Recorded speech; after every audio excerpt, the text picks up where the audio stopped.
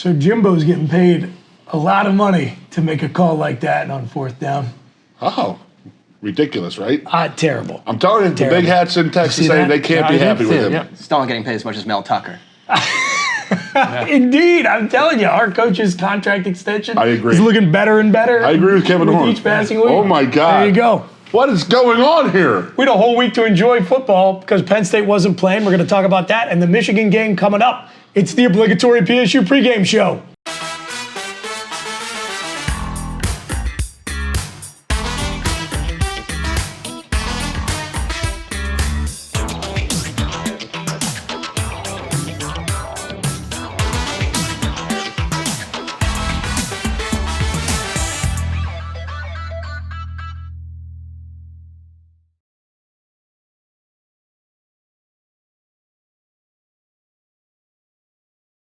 Welcome back, everybody, to the obligatory PSU pregame show, coming to you as we always do from Champs Downtown in the heart of Happy Valley.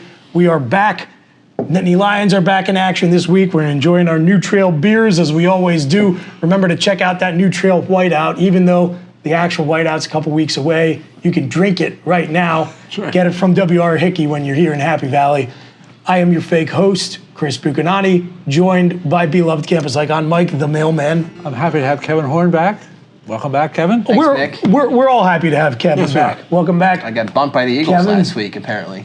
Indeed. Right. A little scheduling snafu, somewhat Eagles game related. How do you feel about that? Worse. They're terrible, and they're great, so that makes it even worse. The Mailman trend hit against the Cardinals last week, and the Eagles got the dub. In the former player chair now, occasionally we will have special guest Brandon Noble. I but now we've up. got cast member Keith Goon. Wow, nice! Hey!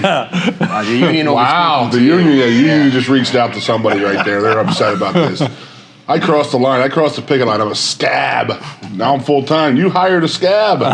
Good to be back. Love doing the show. You know that, boys. Yeah, it's a pleasure to have you back. So I thought we could take the first segment here since there was no Penn State action last week. Just kind of generally profile what we're thinking about the college football season so far, and you know how maybe touch on the Nittany Lions specifically a little bit. But Kev, I'm going to defer to you at the start of practically every segment this week since we didn't have you last week. You didn't get to talk too much about the first 5-6 weeks of the college football season. How do you see the whole thing shaping up from your perspective? Positive, right? It's a weird year for college football. It doesn't seem like there's actually any great teams other than Ohio State. Right. Penn State's defense is historically great. I mean, best in a decade or more. Really incredible stuff, and they're playing well. You still have all the issues on offense we talked about, but they have enough talent to overcome a lot of it. You can't feel anything but positive so far. Now, again, you're getting to the meat of the schedule here. The next 3 games are incredibly important. I don't see Penn State beating Ohio State this year, but everything is still on the table, especially given the chaos at the top of college football. There's an 11-1 playoff path. There's a 10-2 Rose Bowl path. There's a 9-3 Orange Bowl path. I mean, there's like a lot of good outcomes here that are possible. You get past Purdue and Auburn. You lose to Ohio State. We'll talk about this game later. It's winnable. And then as long as you can avoid that classic James Franklin, you're better than Maryland or Minnesota game that you end up losing and then getting out-coached, everything's on the table. So send Sean Clifford out on his 6th year with some New Year's Six Bowl. That's ultimately, given what we all thought before the season, an incredibly positive outcome. We don't take it. As we get ready for what should be a really, really special season next year. Not that we're looking ahead yet. Yeah. We went from next 3 games to bowl game scenarios to the Maryland game to next season. 1-0 this week, guys. Right, Mailman? Yeah, but you're right, Kevin. There's not real outstanding team other than Ohio State. I think they're the only team that stands out in my mind. The other teams have been tested. Right. Winning or losing, they've been tested. Georgia's going to drop 1 or 2, I think. Yeah. Who knows if Alabama can make it through the year. Yeah, that was actually what I was going to ask you about, Goon, a little bit. Are you buying this narrative that with the exception of Ohio State, pretty much everyone who matters has looked vulnerable or already dropped the game? I mean, but the ones who haven't. I don't think Ohio State's played anybody to be seen as vulnerable. I mean, whoever they played, they have just fair. ran off the field quick. Well, I guess that's the point. ridiculous. Georgia plays Kent State and looks mortal for practically 3 quarters. Ohio State hasn't done that yet. No. Ohio State has not looked mortal against the team they should run off the field. I could agree with that. I can get on board with that. I mean, they really haven't. That was their first away game, was this past weekend. Like I said about it, I mean, I didn't get any love yet for the Indiana. I said, watch out for the cover. Oh, yeah. The backdoor cover. I mean, not the backdoor, but I was worried about. I thought that Michigan was going to. That was a classic trap game for Michigan last week against Indiana, and they came to play Indiana. I mean, they didn't play great, but they played well enough to win. And Indiana's a dumpster fire, man, and so is the Big Ten. Frankly, I mean, the West. The Big Ten West. The West it runs through Champaign. Joke. Illinois is ranked. They're ranked. They scored 9 points last weekend. Didn't score a touchdown, and they're ranked. The West is an abomination. I don't know how you fix the West. All the talent out there is going elsewhere. I think NIL might hit the Big Ten West harder than anyone. Penn State's overperforming. Michigan's where they thought they would be. Ohio State's where they thought they'd be. I guess Maryland, is overperforming. Sparty Every is other team. horrible. Iowa's terrible. Indiana's terrible. Michigan State is terrible. Wisconsin is terrible. Nebraska's. I mean, the Big Ten.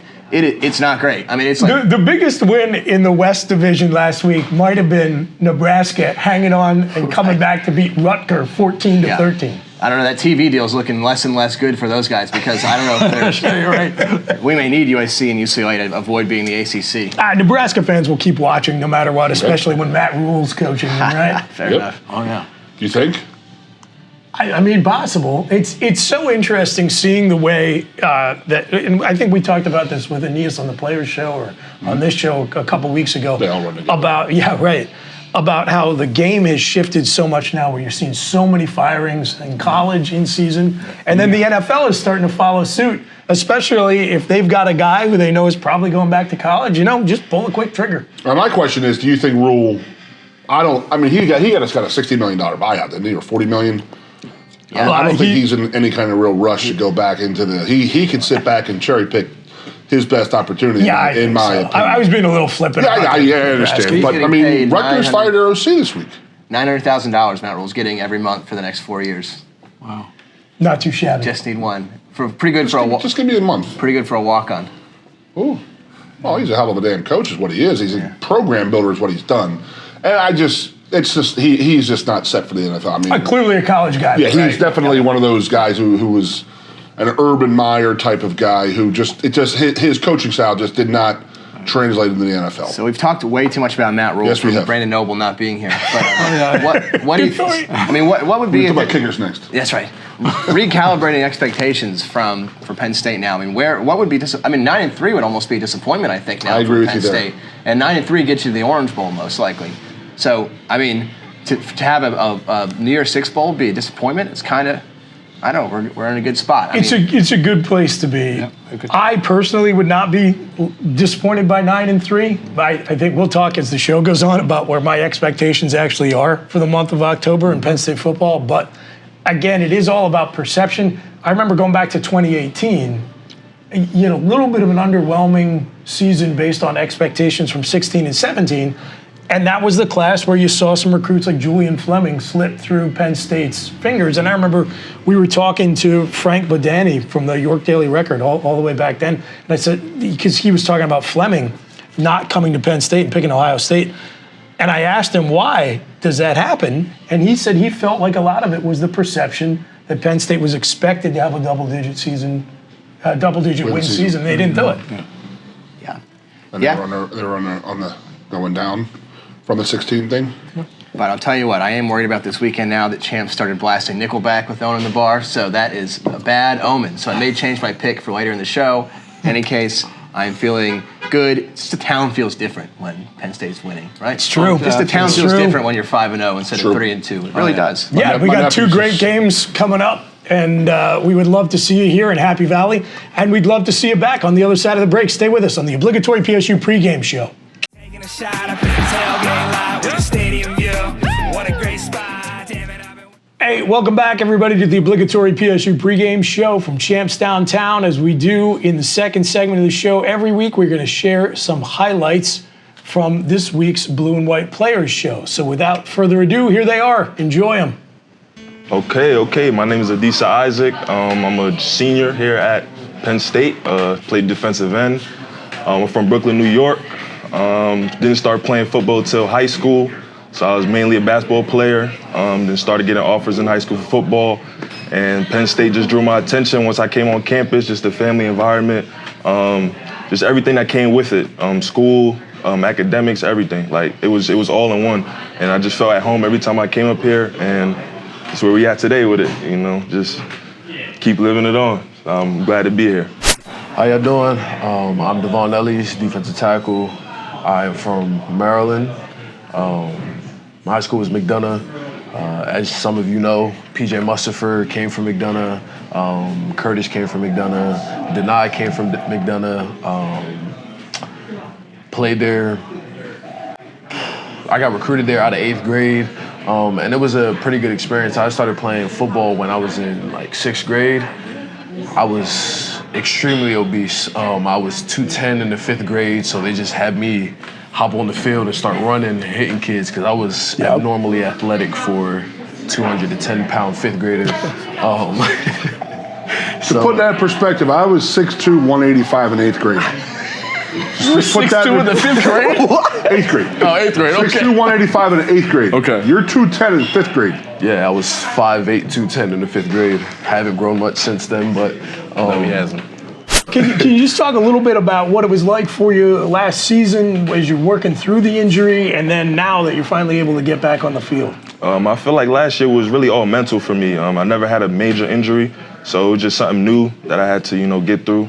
But it was definitely mental, just grinding through day by day, not knowing when you're gonna feel the same again, but just knowing that every day you're gonna stack another day on top of another. What helps you through that process? If you've never gone through it before, Yes. what was the experience like here at Penn State as far as, being supported going through the injury recovery? I would just say a lot of positive energy. Just everybody, every time you walk through the training room, oh, you're looking better, your steps looking better. You look healthy, you look strong, you look bigger. shout out Matt Perigine, man. Yes, sir. That's a big shout out to Matt. Just my one-on-one helped me get through that, through the rehab every day, just coming in the mornings, 3 days, just working every day. And he helped me push me and keep a positive mentality throughout it all, and it definitely helps. They're part trainer, part doctor, part shrink, dude. Yep. They really are. Yeah. I mean, they have to deal with a lot of stuff. Yeah. I always tell Chris all the time about Devin Still. Like, there's a guy who went through a significant injury his freshman year, and then he practiced maybe 4 or 5 days, and then he had another one.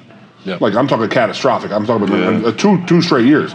And he sat there, he was in the locker room, and I looked at him, and he goes, I don't know if I can do this a whole nother year, because it's taxing, it's demanding. It I mean, is. That's your life. Yep.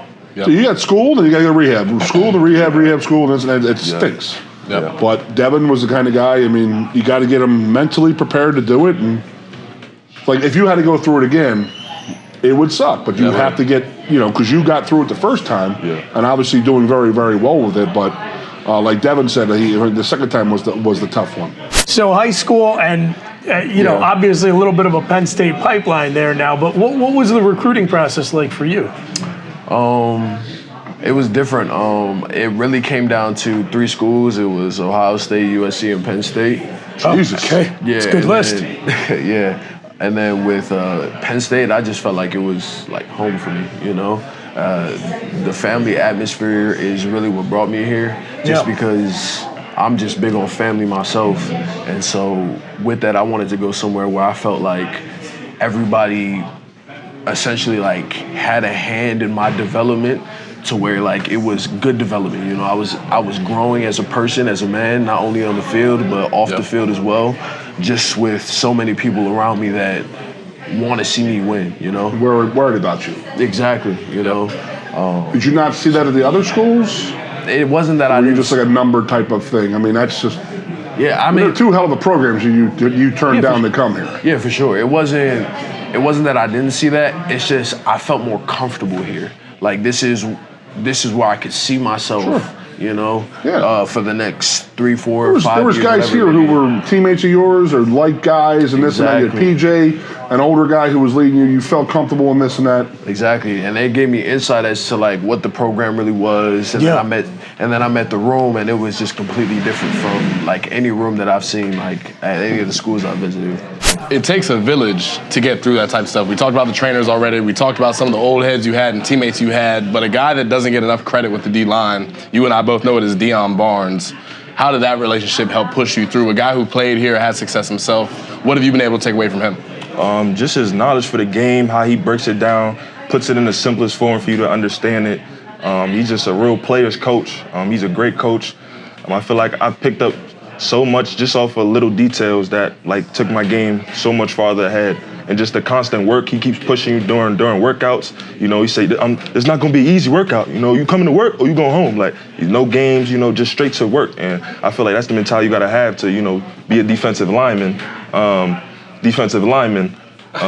Yeah, so I feel like that's what really helps, you know, us have that mentality to be great.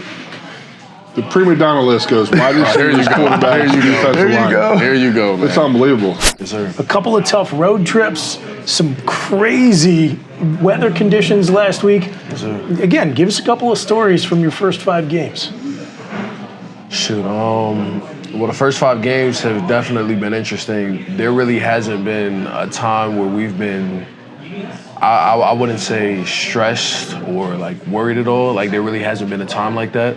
Purdue, you guys were just like, very steady like, course, we're good to go. very we got level-headed, yeah. Like, you know how there's That's always a sign of a good-ass team. great sign. That is a sign of a good-ass team. Yeah, there's always the bicker between positions, whatever it may be, the back and forth. There was none of that, you know.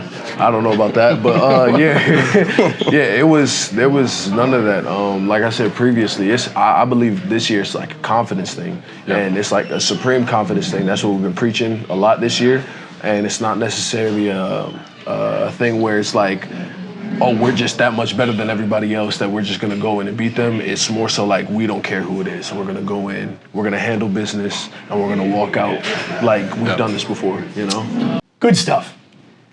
Coming up in the next segment, we were going to have Blair Thomas scheduled to go on the Letterman Legacy this week, and as we're going to talk about with Goon later in the show, we had not played Michigan until we joined the conference in 1993, so Blair never played them. I felt like we needed somebody who had actually played and beaten the Wolverines, so we're going to have a little bit more from Matt McGloin, so enjoy that on the other side of the break. We are. Solo cup in my right hand, pigskin in my left, and it just feels so right, man. College football's back.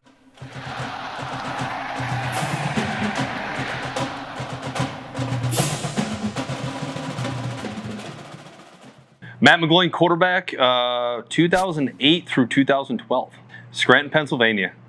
Currently work for SiriusXM, ESPNU, Big Ten Radio. Also work for the Big Ten Network, and I currently do Pay Dirt, which is a Penn State football show, and we're on, Apple, Spotify, YouTube. We're on ESPN State College as well. What's funny is how fast things change downtown. I feel like every time I'm there, there's something different. There's a new building, and it's like I used to go to that bar. Well, that bar's not there anymore. It's now apartments, or it's a new restaurant. There's a lot of places. Bill Pickles, is still there. That was one of my favorite spots to go to. Bar Blue was another one of my favorite spots that I enjoyed going to. But like, you can't go wrong in downtown State College. There's something new. There's something different. There's a restaurant or a bar that just offers something completely different than the one next to it. So it's a fantastic spot. Enjoyed my time. Enjoyed all that downtown State College has to offer.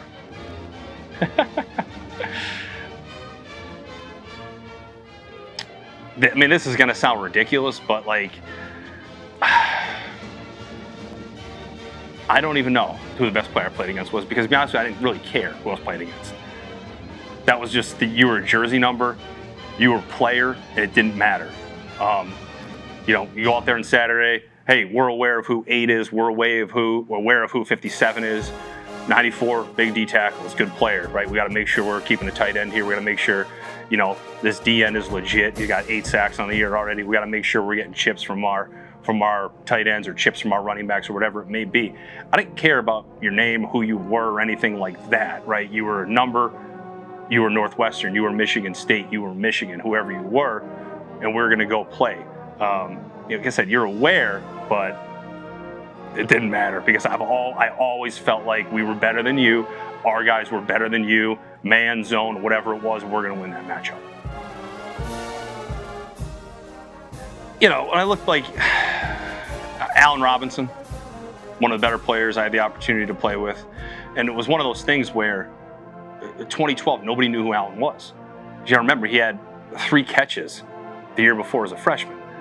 But we all knew who he was and what he was capable of doing. And this was a guy that anytime I was thrown on the turf field, he was showing up, right? Would always get reps before practice, reps after practice. I think in a way he knew what he was capable of doing as well. But yeah, I mean, 2012 Allen, was such a huge part of our offense. Evan Royster is one of the better running backs I've ever been around because of his consistency and the ability to do it every single day and every single week. And he was just one of those guys. The moment was never too big for him. He was always calm.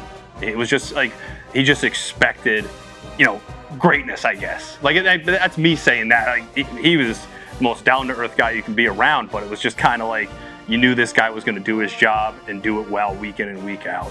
I mean, it's almost unfair in a way to sit here and, say this guy was better than this guy was great, that guy was great, because I was just around so many great players and guys that embraced their roles and not just accepted those roles. And I think in a way that made those guys great, Penn State football players and what you look for in a Penn State football player.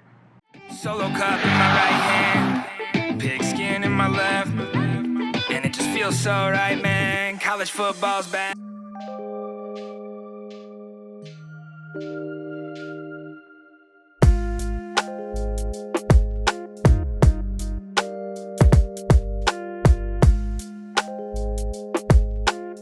Game days are by far my favorite shifts. Everyone's in such a good mood. Everyone's so happy, we're cheering, we're celebrating.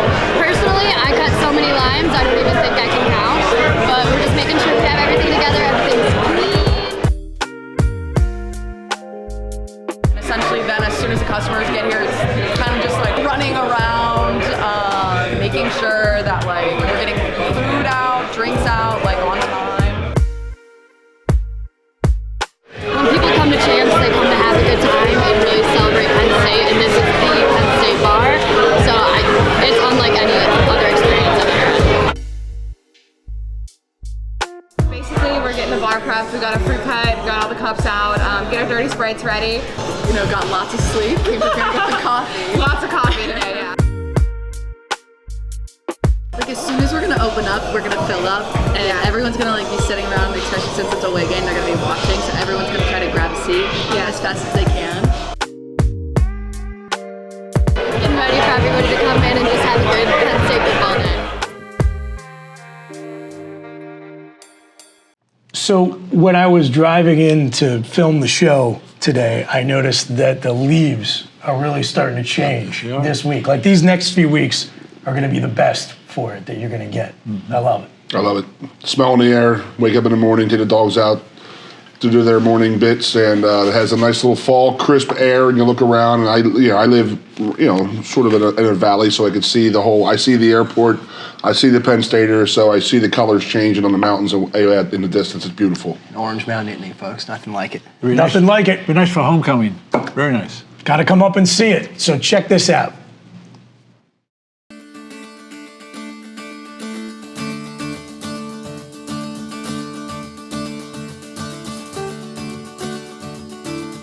Life is just a little bit happier here in Happy Valley, Pennsylvania.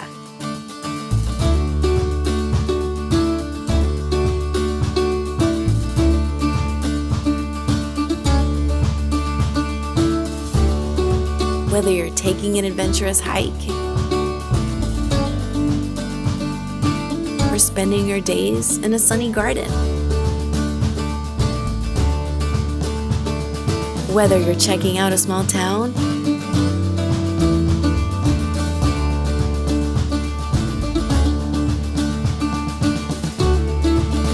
or taking in the vibrancy of a small city, we can explore the wonders under the earth.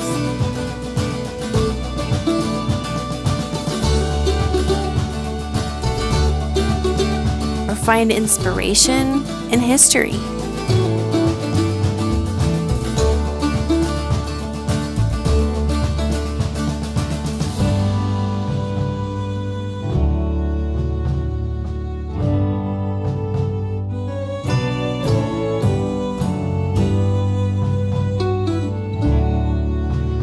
can cheer together,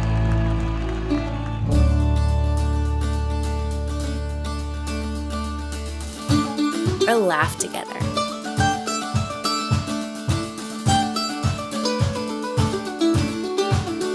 Refuel. Recharge. Be inspired. Be delighted. And well, get happy. Find your happy place here in Happy Valley, Pennsylvania. Plan your next adventure at happyvalley.com.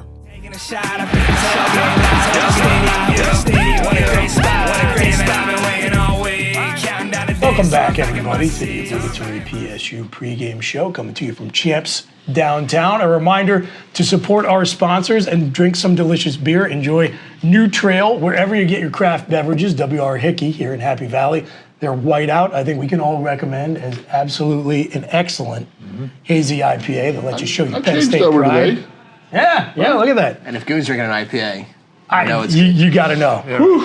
This is true. This is very true. So, gentlemen, I thought it would be fun, given all the similarities between the 1994 Michigan game, which saw Penn State at 5-0, coming off a bye week, playing a top 10 Michigan team on the road, and winning, to what we hope will be repeated historically. Absolutely. Here this week. We got a guy who played in that game and cost Kajana Carter his Heisman trophy. Wow. Really? You went there? Wow. I want a copy of that play, because there was not a hold, mailman. No, it wasn't. No way. Oh my goodness. So you ever hear the backstory of what I found out when Kerry Collins got put in the College Football Hall of Fame? No. And I may have told this story to you guys, a radio show, TV show, well, they all blend together, like we said before. So I'm talking to Craig Service, who was our offensive line coach, and Kerry Collins got put in the College Football Hall of Fame in 18, 19? We're up in New York City, and he was like, and Craig and I have a great relationship nowadays, and we were sitting there, and it was me, Bucky Greeley, Marco, Andre Johnson. Jeff couldn't make it, so Vinny Stewart was in his stead. So Kerry paid for the 5-0 lineman to go. He bought us our table and stuff like that. Very classy move. So later in the night, Serb goes to me. He goes, I have always wanted to ask you this. Why did you admit to holding in 94? I said, what the hell are you talking about, Craig? So he goes, the old man came off the field after it was just a non-hold. I mean, I had my hand back here. The kid, Jason Horne, went underneath me, and I just threw him to the ground. So I guess letter of the law, this is a hold, I guess. I don't know. But Kijana runs in for a 20-yard touchdown. They call us back, so we end up going for a field goal. So I'm walking off the field after the field goal, and the old man's like, and I'm like, yeah. Now, I translated what Joe said to say, did the ref tell you is you holding? And I said, yeah. And which is true, because they didn't announce the numbers back then. Oh, right. So that's what I thought he was asking me. So Serb was like, the old man asked you if you were holding, and you admitted to it. And I was like, I didn't, what? Whoa. This is 20 years later. I'm like, what are you talking about? He goes, you told Joe that you were holding, because he asked you if you were holding, because he was like, why didn't, Joe wanted to attack that referee like a madman, but you admitted to holding, so he didn't say a word to him. And I was like, oh my God, dude. I literally thought he said, did ref tell you were holding? And I said, yeah. So I admitted to it. And I wasn't holding. No way. For the record. Okay. So let's talk a little bit more about that game, though. Awesome. That was the moment when you knew it was real that season. Despite the way you had pounded some of the competition going in. Yeah. You had lost at home to Michigan in that first game. There's that idea we're going to show these guys, welcome to the Big Ten. We had a lot of anger from 93. Yeah. That was their big goal line stand, and they came back and beat us and this and that. And how they acted when we joined the Big Ten. And then after the 93 game, we were all just sitting there saying, we can't stand them. And to this day, I despise Michigan. Just absolutely despise them. So we've had guys who got recruited there who came to Penn State who were sitting there. They were at that game, and they were saying, you should have heard the stuff that they were saying in the locker room. They don't deserve to be in our league. They're nothing. They're overrated, this and that, yah. And like these guys came to Penn State, became our friends who were actually visiting Michigan at that game. So we had, that's how they treated us. So there is the Bo Schembler thing, that him calling Joe and using very, very vulgar language when we joined the Big Ten, because it was Bo's conference and Joe supposedly went around his back, but it was the athletic directors and presidents who did it. So there was also kids from who we were recruiting in the early 90s, mid 90s, who actually were on paper and saying, and I won't say their names, but they were definitely from the Harrisburg area, that said Michigan doesn't allow you to say the name Penn State in their presence. You're not allowed to use the name Bulletin board material. We'll Absolutely, be right back. It was. Tim and Steve here from the Let's Talk Penn State podcast, here with a few fun facts about Michigan. Cue the fight song. Let's start with our alumni from the University of Michigan, President Gerald Ford, Dr. Sanjay Gupta, Michael Phelps, and Coulter. Strong list of alumni. Doctors, presidents, and swimmers. What do ginger ale, a hospital bed, baby food, and stoplights all have in common? They're from Michigan. Invented there. Who knew? How about our button this week, Wolverines? A nice pun on Wolverine. Some of our past favorites. No safe harbor in Ann Arbor, and Michigan Impossible. Love that Michigan Impossible. Hey, if you're going to the game, check out Crazy Jim's Blimpie Burger. Best spot. Tell them Let's Talk Penn State sent you. And how about the fight song, Tim? Unfortunately, it's a classic fight song. It's pretty good. A+, all the way. We're going to beat the Wolverines this week. Big game. Go State. Welcome back, everybody, to the obligatory PSU pregame show from Champs Downtown in State College. I'm your fake host, Chris Buchanani, joined by Mike, the mailman, Keith Goon Conlin, who was telling us about the exploits of the 94 team versus the Michigan Wolverines last segment. Sure. Kevin Horne, glad to have you back on the show this week, Kev. And you got any wrap-up before I got two wrap-ups. I got the wrap-up. The wrap-up was just how brutal the game it was. We went up big early because they had all the pressure on them pretty much. Kijana had just come off a thumb surgery. We played Temple. He tore his finger up, had to have surgery. We had a bye week, so didn't know that he was going to play. He comes out and play. We go up 16-0 because of the hold. It was supposed to be 21-0. And then at halftime, there was another semi-bad call against Brian Gelsheiser. They called it a spearing call and gave them a 15-yard and gave them a chip shot field goal. That gets called like absolutely. Wow. It was some 0.5 times a season. So we go into halftime and listen, and they come out and they jump us pretty good. And I have some funny stories that I have friends in the crowd, and one guy looked at my buddies and said, for 107,000, it's pretty quiet in here. And Tyrone Wheatley took a pitch about 90 around the right side. He goes, will you shut the hell up? So that type of thing. End of the game, I got to say, and this is what I would, if I was to have James Franklin here, I would say, listen, but we were blowing people away. So we had not played past a series in the third quarter for the first 5 games. Yep. Then we had a bye, and then we just absolutely went into a straight Big Ten dogfight. And I'm not going to lie to you, I was as tired as I have ever been in my lifetime after that game. I remember just sitting there, and I was just completely dog-tired, exhausted. Like, that was an absolute 3-hour fight. To the point where I got home to like you were asking our players last week about, who goes and buys the beer. So we go back and, the girlfriends and the guys who didn't travel usually have kegs. This is not a lie. You've seen me drink. I enjoy it. I had 1.5 beers that night. I had one beer. Head hit the pillow? I fell asleep on the couch. That's how tired I was. You're not as tired as Kijana has been having to work to the bone for the last 25 years because you cost him the Heisman. I cost him the Heisman. He can't say Heisman Trophy winner. He's not introduced as Heisman Trophy winner. He could have signed autographs for the rest of his life and been happy. Instead, he had to work. So, to you. Anyway. Matchup of undefeateds. Yes. Number 10, going to visit number 5. Kev, it's hard to imagine this not turning into, if Penn State is going to win it, the type of 4-quarter battle that Goon and his guys had to win in '94, but do you see it any differently? Yeah, no, I mean, Michigan's hard to read, right? They have had one of the worst schedules in Power 5 football. They played 2 of the worst teams in the country in Colorado State and Hawaii. Yeah. They played maybe the 2 worst Big Ten teams other than Northwestern, Indiana, and Iowa. I mean, they have played, the only team with a winning record they played is Maryland, and Maryland played them tough, right? So they haven't really been Good tested. point. It's really hard. Their quarterback, for Christ's sake, McCarthy's throwing like 80% completion rate or something like that because they're just throwing 3-4 yard dumps against these losers. Right. And running down the field. So hard to make a lot of Michigan. I mean, frankly, Indiana and Iowa were in those games. They're in both the fourth both quarter. teams. Yeah, we're both. I'm feeling optimistic. I mean, I don't think Michigan's as good as people say. As long as we can stop Corum, who's their pretty good running back, I think Penn State wins the game. I mean, I really do. I mean, they're essentially the same team as last year without Aiden Hutchinson, and that's obviously an enormous And David piece. Ojabo too. Right. Yeah, I mean, which is not to say that they're not getting pass rush, but those bookend edge rushers, They were man, studs. it makes a difference. And you were talking at the top of the show about Penn State's historic numbers on defense.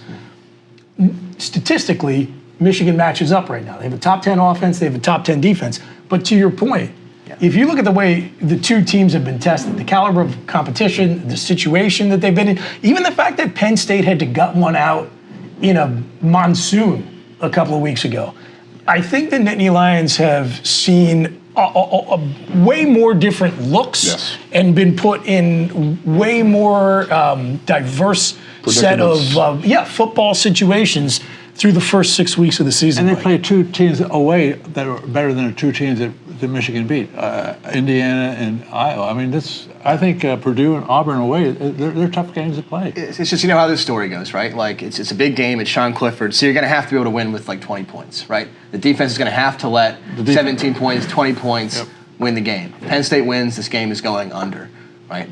I don't even know what the total is, but Penn State wins, it's got to be low scoring because Sean can only give you so much. It's a big game. You know how he gets up for big games in the last 3 years of his career. He played really well against Michigan last year and has played well against them throughout his career. Well, It's 2-1. I will say, including a win in the Big House. 6 touchdowns, 0 interceptions for Sean against Michigan, I suppose. But I don't know. I'm still, prove it to me. 6 years later, prove it to me. We'll see. It's going to be a defensive game. I'm with him on this. I mean, we don't know what Clifford's going to show up, but it really. It's going to fall on Sean Clifford's shoulders, and Penn State's going to go this game as Sean Clifford goes. If he comes out and doesn't play at a peak performance, we're going to get smacked. He's undefeated in the Big House. I mean, no one was there to see it, but undefeated in the Big House, Sean Clifford. Absolutely. Right. And positive from Horne? Horne Clifford. It's that kind of season. I just crapped on him for a minute. So. It's that kind of season, dude.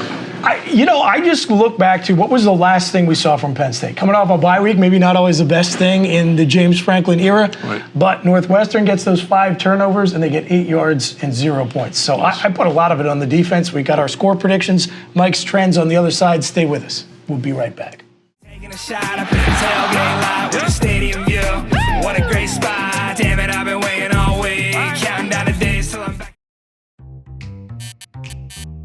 Hi everybody, Mike the Mailman with Week 7 of Trends to Treasure. This will be for the weekend of October 22nd. So we have the Akron Zips at the Kent State Golden Flashes. Akron is 0-6 in the last 6 games, so the play here is to take Kent State. So for pick 2, we have a very interesting trend. We have the Kansas Jayhawks at the Baylor Bears. Baylor is 10-0 in the last 10 games. So the play obviously here is the Baylor Bears. Third pick this week, we have the Fresno State Bulldogs at the University of New Mexico Lobos. Fresno State is 8-1 in the last 9 games and 5-1 in the last 6 away games. So here the play here would be the Fresno State Bulldogs. For our bonus pick this week, we have another Bulldog team. We have the Louisiana Tech Bulldogs at the Rice Owls. Rice is 7-1 in the last 8 games, so the play here are the Rice Owls. That's it for Week 7. I'm Mike the Mailman. See you next week for another edition of Trends to Treasure. Don't forget, bet with your head and not with your heart. Go get 'em. You're cooking, Mike. We're cooking. You're cooking. Yeah. Keep it rolling. Keep it rolling. Yeah. Absolutely. Absolutely. Yeah. But both, like I said, both the Eagles related ones have worked out. That's all I care about. Welcome back, everybody. This is our random number generator segment where now we are back to predicting the score of this week's game, and it's a big one to predict. It's Penn State versus Michigan. A lot on the line for the Nittany Lions. And Kev, since you were not on the show last week and didn't get to make a pick the week before, I'm going to make sure you get to get a prediction in this week. I'm going to let you go first. Gee, thanks, Chris. You're very welcome. I was going to say 21-13, but I don't think Jake Pinner can make any field goals, so I'm going to go. I was going to say 20-13, but I don't think Penn State's going to make any field goals. So actually, I'll stick with 20-13, missed extra point. Penn State wins. As long as they can contain Corum, right? I don't think Michigan is that phenomenal. They're running all over these crap teams. They don't trust their quarterback to throw more than 3 or 4 yards. Our Penn State secondary is just going to shut down the quarterback. Stop Corum. They've been able to stop the run so far pretty well. I like Penn State. Dominant defense is going to win this game. Michigan has not seen a defense even in this league yet. So as long as Sean can give us 20, if Sean can give us 20, Sean and Nick and the boys give us 20, Penn State wins, and Michigan will finally have their first test of the season. I'm a little freaked out because I agree with Horne. I got us by 10 points. I'm not lying to you. I don't think Michigan has really played anybody this year. I think we're in one of those quests this year. I really do. I think this team has really, really bought into it. James has done everything he has. Let me think now. He's made mistakes in the past coaching-wise, and he seems to have cleared them up a lot. And I really think he's going into this bye week. I think he went into that bye week last week with a different mindset, and I think the team's going to come out with a whole different than they have in the past. Because his post-bye week record is not good. Is abysmal. Yeah. So I expect that to change. I think Clifford's going to play well. I think our defense is going to play well and keep us in the game. But I just think that I got us 31-20. 31-20. Okay. Wow. I mean, I may even more than that, honest to God. I mean, all right, so both of you have picked a cover as well. Well, yeah, so the line started, as Mike knows, it started at 10 before last weekend, so the early line, and went down to 8.5, 8.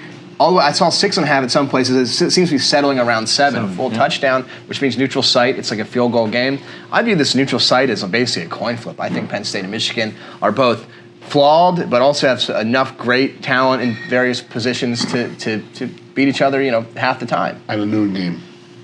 That helps. That the road really team, plays for sure. Plays yeah, absolutely. Which I hate as a fan, but whatever. Yeah, it's bad for fans. Home good for fan. the road team. Home fan. No, away game. Well, you go to the game. I don't go. So I could be in a bar at 11:45 and home by 4. But also, you lose, you're miserable the rest of the day. Miserable. And then you win, and you're drunk by 8, and you have to go back to bed because you're so happy. So, I don't know. I like it later. I like them later because either you're too happy and you have to crash out early, or you're miserable the whole rest of the day. Win, lose, or draw is going to happen. You have to fill 10 hours of time in Ann Arbor on the road after you just lost. Awful. That's I've done that too many times. Yeah, I think there's going to be a lot of attention on Sean Clifford, for sure. But I think just as much onus on Manny Diaz, and can he adapt to what he has done through the first 5 weeks to what Michigan is going to bring on offense, which is definitely a little bit of a different look. And talent-wise, the best group Penn State has seen, for sure. And you look at Nittany Lions through 5 games, +6 in the turnover column, even though you have the 5 takeaways for Northwestern last week, all the fumbles and the interception by Sean. So I think, again, you're going to have to see Penn State force some turnovers. Mike, I'm going to let you make your pick in a second, but I know what I'm going to pick, and I don't want to be the last one to go. Skip yourself. I said at the beginning, or skip myself. That would be the one to skip, though, this week, for sure. I said at the beginning of the season that I am in show me mode with Penn State. You did say that. And until you show me, I'm not bought in. And if you say that, and then you just go back on it because you get swept up in the momentum of the season, we were 5-0 last year, it doesn't mean anything. Right. And so I look at this, and I look at Penn State, James Franklin, on the road, top 10 matchup. You're going to have to show me. I got the Wolverines winning this one 24-17. I'm on the ilk of saying Wolverines, show me. Yeah. What did they show? They went to the playoffs last year. And they acted like they had just won the freaking Super Bowl. Yep. I'm telling you, it's a different bunch, man. Penn State showed you, man. They beat. I'm telling you, Purdue. we're going to go out there. We're going to smack them in the teeth. They beat Purdue on the road. They went and kicked an SEC teams, but they've shown you. Michigan hasn't shown you anything. I am unimpressed thus far. Camera goes off. You're getting a beaten, Booch. That's fair. That's fine. I welcome it. I'm unimpressed with Purdue and Auburn when it comes with the conversation of can you beat a top 15 caliber team, which I think Michigan is in this year's version of college football. On the road last weekend. I'm just saying. Sorry, Mike. I know it's 100-0. Go ahead. No. I really think of the 3 games coming up, I think Michigan's going to be the toughest game. Hot take. Whoa. Yeah. I mean, I agree. I think Penn State will win by. Mike. Trust me. I've done this a long time. We have 2 seconds. Score. I like Penn State by 4, but I think it's going to be a tough game. 4. Tougher than the next two. Wow, Michigan. Yeah, okay. All right. Tougher than the next 2 games, I'm telling you. I like the Lions, but it's going to be a close one. I can't wait for Booch's apology next week. You know what? I will wear a dunce cap on the air. Your apology next week will be epic. Yes. That is Mike's closest score. That's Mike's closest Penn State win prediction in the history of the show. You're positive he's going to low. It's bizarro world going on here. Is Costanza walking through the door around here? So cover. Mike doesn't take the cover. No, it's a cover. Remember, Penn State's underdog. Penn State dog. Oh no, yeah, you're right. Okay. Does Penn State, you're the one. Yeah, I'm the Chris one. has a push. Yeah. Well, all right. You can see why I. It's 6.5. Yeah. We're gonna get it a half. What do you got? We'll settle 6.5. You gotta make a decision. Yeah, by 7. I've got Michigan by 7. All right. So if you get 6.5, buy. Pops up every now and then. Get it. Go get him. Let's go State. I'm just telling you, State. I need you to go out and show me, please. I want to wear that dunce cap next week. So long, everybody. Enjoy the win over Michigan. We are. See you at Ashley's. Woo!